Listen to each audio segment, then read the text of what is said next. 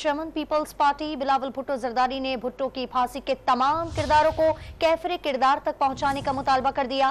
कोहाट में workers convention से खिताब में बिलावल भुट्टो ने कहा कि उम्मीद है आईनी और कानूनी गलतियां दुरुस्त की जाएंगी। उन्होंने कहा कि कौम को बताना पड़ेगा कि उम्मत मुस्लिमा के कायद जुल्फिकार भुट्टो की फांसी क्यों चढ़ाया गया। कत्ल में सहूलतकार कौन थे? जुल्फिकार अली भुट्टो केस में सुप्रीम कोर्ट ऑफ पाकिस्तान से उम्मीदें हैं। उन्होंने कहा कि कोई जेल से निकले और कोई जेल से बचने के लिए इलेक्शन लड़ रहा है।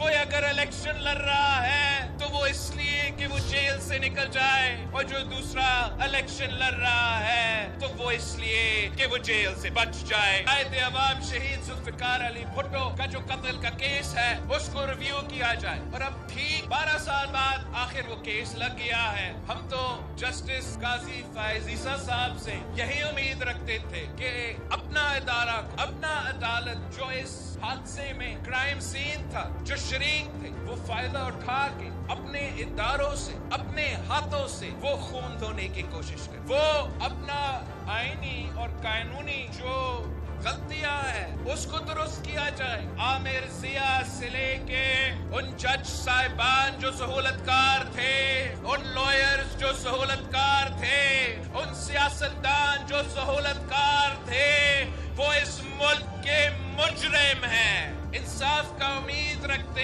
हैं।